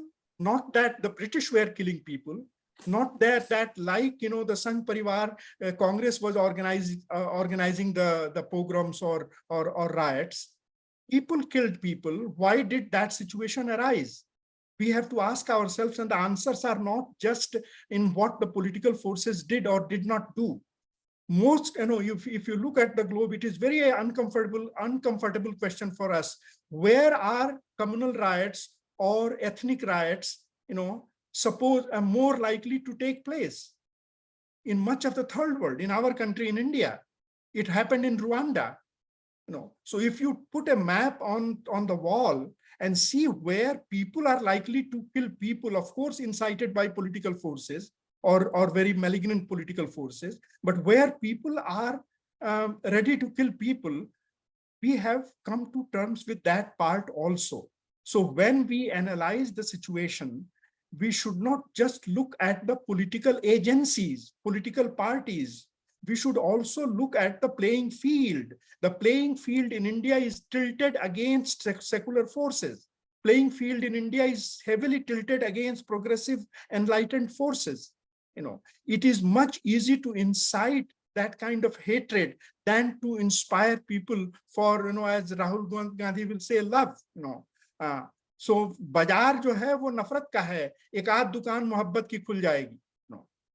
So it is that is the challenge we face in our society. And before we castigate this or that secular force, we activists, assembled here, many of kind, we do not realize that our activism makes us either simplistic or blind to the larger political reality. We start preaching to each other that let us do this and let us do that, let us be the change and so on. But that does not explain the very large place called India, 1.4 billion people, a very long history. So to make it short, we'd say it's a difficult question. The cultural unconscious, it's a metaphor. There is no social mind. We know that there is only individual mind. Nature has given rise to mind only in the individual body. So when we talk of social mind and cultural mind and national mind, and these are all metaphors. So if we use the metaphor of social mind, we can further the analogy and say that there are deeper layers of that social mind which has accumulated through sometimes millennia. Some layers are accumulated through millennia of history, some of them through centuries of history, and some of them through last 6, 7, 8 decades, including partition, including all the riots that were engineered for very small political gains. Very bad things were done on a very large scale, which keeps on happening even today in India. So all that goes into the cultural mind. All that gives rise to animosities that die very, they don't die easily, and if we don't keep that nature of the political field, the social structure itself, we keep on saying that, oh, RSS spoiled it, otherwise Hindus and Muslims have always lived in peace and together, have never fought. Then they will say that, oh, we were always great, before the Muslims came and they spoiled our great civilization. And we progressives will say that we were always great, but the colonials came, the British came and spoiled the whole thing. So we always come to these simplistic explanations. History is not that simple. Thank you. And the next person is Tariq Farooqi Saab. Razi bhai, can you please check if Harbans Mukhia Saab is still there, or is he logged in by different name? Quite late. We are quite late. I guess he left. Okay. Yeah, I couldn't check him, but Thank you, Rafat, for doing such an excellent job, and thank you all the speakers. Actually, my questions have been answered by Mr. or Dr. Ravi Sinha, and excellent analyses. As an Indian Muslim, whether Rahul says Muslim or not is not that important, because I think most Muslims in India will be happy with an incremental, step-by-step approach, given where we are. Even if we get back to some sense of normalcy, if there is some control over the 24/7 saturated media spread of poisonous material day in and day out, that would be a big improvement from where we are. So I think most of the Muslims, as long as they can live in India with some peace and dignity, would be more than happy. And I think it's just not practical for Rahul to go and completely embrace everything and say everything openly, because it is not good politics. And how will it help Muslims if the Congress party cannot even win a majority? So, if the majority assumes that it has become a Muslim party and doesn't vote for it. So excellent analysis. And we are, we take the incremental approach. Not everything was rosy pro-Modi, and not everything will be rosy post-Modi, but it can be better. Thank you. Thank you, Tariq sir. Razi bhai, anyone else to call upon, or you take it back? Unless I missed someone. Syed Amir Sahab had raised hand. Oh, okay. Wish to. Amir bhai, please go ahead. Razi bhai, please check. Thank you. One question comes to my mind is based on a very limited exposure to the speeches, talks of Rahul Gandhi. Is there a factor or some problem in Rahul Gandhi comes across as a very sophisticated, cultivated person. He speaks English well and probably Hindi, Urdu also well. But he is in different categories certainly than Indian Prime Minister at the moment. Is there a disadvantage by the way he comes across? I mean, we can see Indian, if we go back, the Mahatma Gandhi became Mahatma and a big leader after he adopted the Indian attire and the Indian ways, and he resonated with the ordinary person. Pandit Jawaharlal Nehru, on the other hand, was very westernized, but his powerful intellect connected to the Indian masses. Now, in case of Rahul Gandhi, do you think that he has some disadvantage, or are other people in Congress besides him who, which I am not aware of, who are can connect better with Indian masses or resonate better with them? And is that a disadvantage? And he comes much more in alignment with intellectuals in our own community, as we can see here, Ravi Sinha Sahab and people like him who are intellectuals and seculars, but are a minority. Thank you. Anyway, after Ravi Sinha Sahab, maybe I can respond on this. No, I think Amir Sahab has raised a very, very important question. Yes, Rahul has an handicap. Rahul has an handicap for, what should I say? I don't know English that well, for the wrong reasons or for the right reasons. He has this handicap of being very knowledgeable, very sophisticated, very civilized. And that becomes a handicap, when it comes to the rough and tumble of electoral politics in India. So Congress party or whoever does politics in India will have to have a structure which has all kinds of people. So there will be other people in Congress probably will be groomed. People often give the example of Rahul's sister, herself, Priyanka, that she connects better with when it comes to connecting with the masses, So that once you have the ideology and strategy in place, which only Rahul can do, not Priyanka, then Priyanka can do the job and take the word to the people. That kind of, I'm just giving a crude example, but that kind of political structure will have to be built by Congress. But you are absolutely right, that, I forgot to say something with the earlier question, but that relates to what you are raising. What is to be done about it? The thing is that when the cultural field is tilted against all right-thinking people, secular people, progressives, then what is the hope? The hope is that 75 years ago, a constitution came into existence, a modern republic was instituted. The hope is that Nehru planted something on this very difficult soil, and so let me call that the modern republic, modern democracy. For want of a better word, let me just call it modernity. The people have to stand on the ground of modernity to challenge the malignant forces along the axis of culture.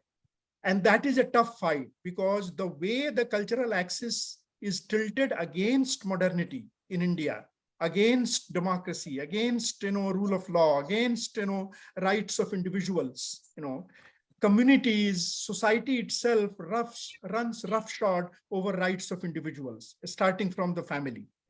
So the way the culture is itself tilted against good politics, only hope we have is that whatever institutions we have been able to build, whatever modern ideology we have been able to bring into our society, at least people will say that the law should be same for everybody.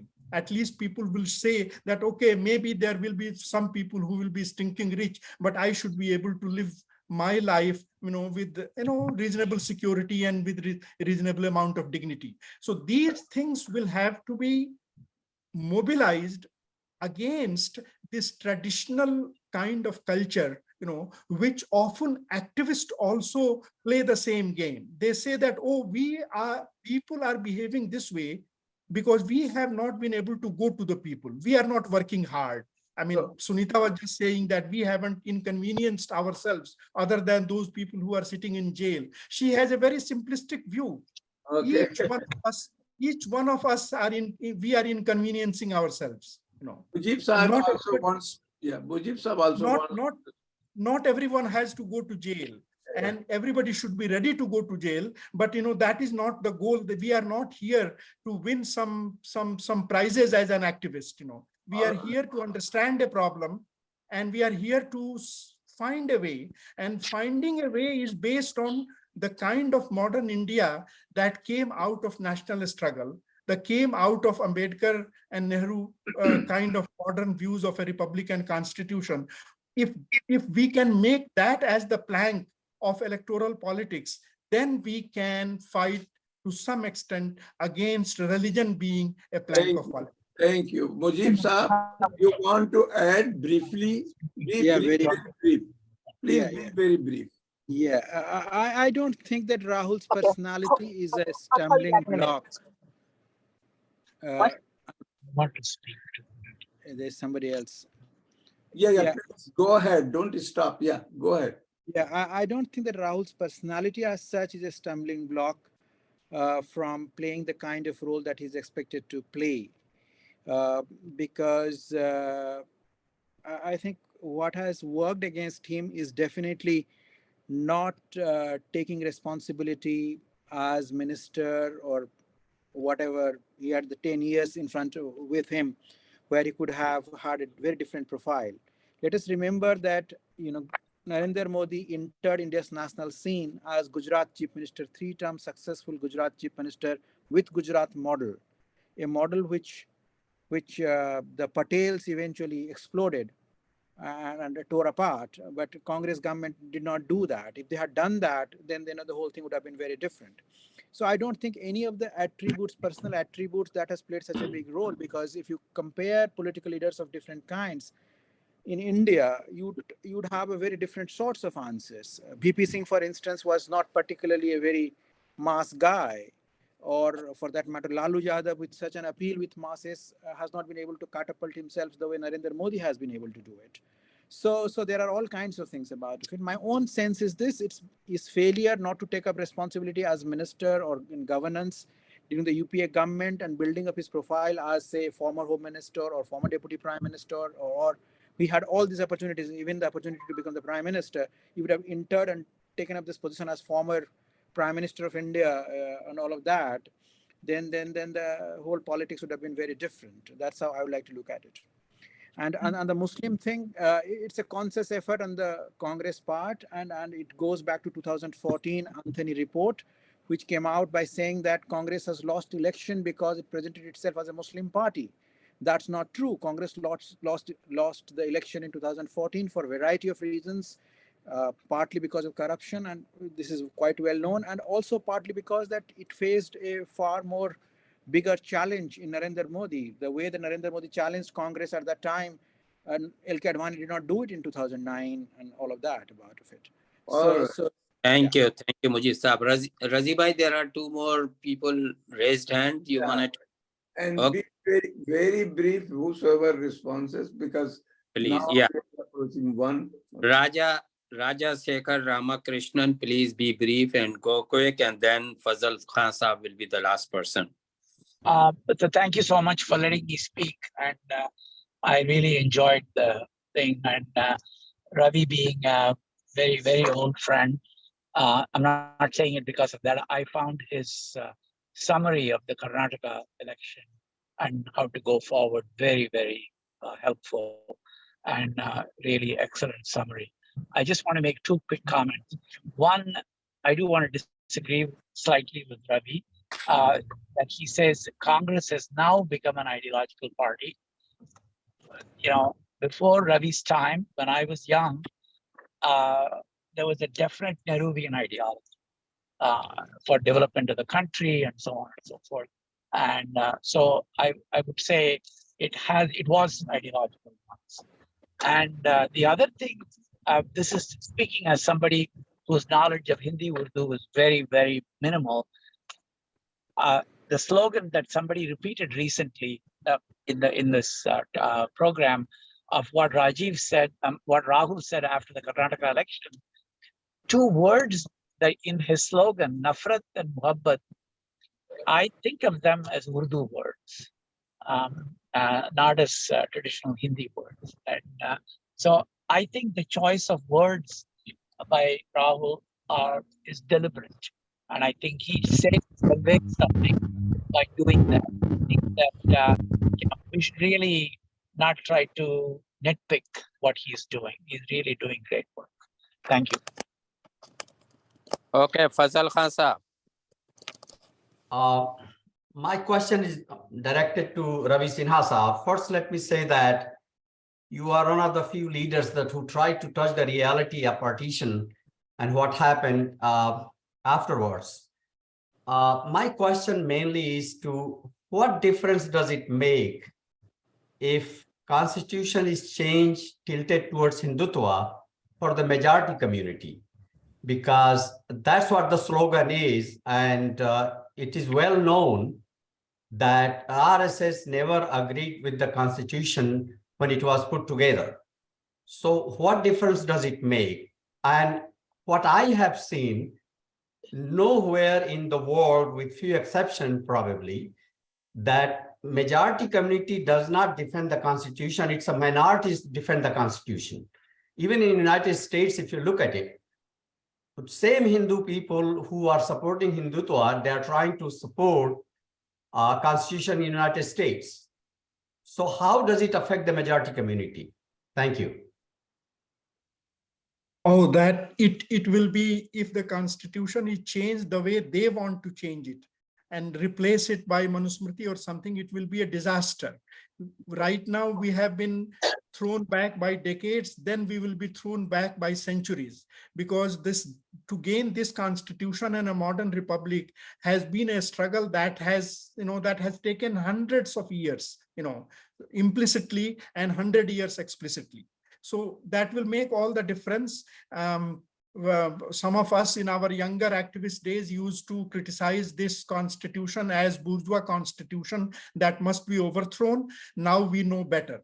This constitution protects the individual, protects human rights, at least in words, and it is being subverted because it comes in the way of Manusmriti. And Manusmriti kind of ideology is that societies are permanently hierarchical, and most of the people, other than the Savarnas, they will have to live a second and third grade citizenship. That is what Manusmriti is. Their economic policy is, which they are implementing without changing the constitution, is that all wealth of a society should be in the hands of handful of people, and most people should work hard to make a living. Otherwise, society will not be stable. So, we are talking of all those things. We are talking of opening the gates for the barbarians, and overturning everything. Now, in that, if we say that despite having this constitution, did Dalits become liberated? Did Muslims become equal? Did women become liberated? Now, that is where we have to understand that writing a constitution is one thing.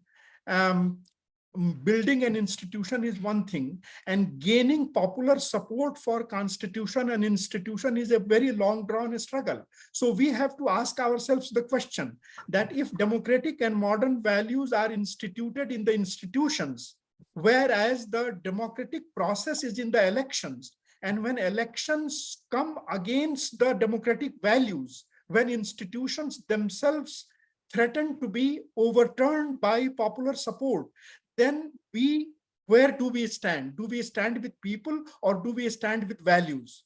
And that is a difficult question to answer. We leftists have always gone with the people, but people like me now appeal to pay more attention to values. Even if people want to bring in sati pratha, even if people want to bring in child marriage or whichever social ill, no matter how large social support it gets, it must be opposed. And that is why you brought a very good point. Minorities and oppressed want this constitution because it is a protection. Otherwise, the majoritarian barbarians will overrun the minorities, will overrun their own members of their own communities. A patriarch will run over his family.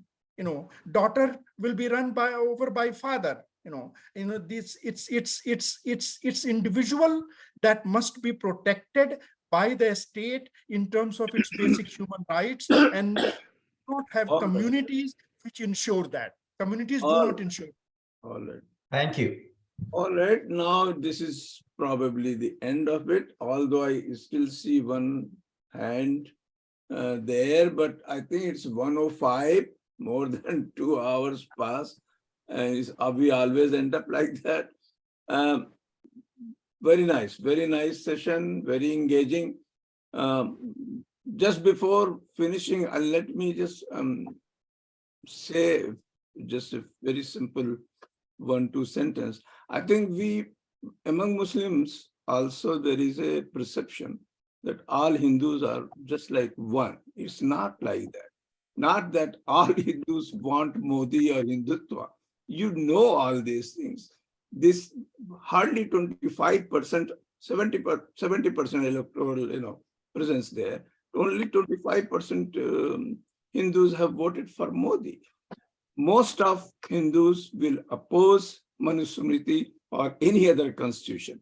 I mean, they are the one who are fighting. We are not fighting that much. Muslims are not that much engaged against Hindutva. So let's not put this broad, oversimplistic thing that what difference does it make if Hindutva guys remain in power or Hindus will be all happy. No, Hindus are not going to be happy. Most of Hindus are miserable under Hindutva. They don't want to see that kind of thing.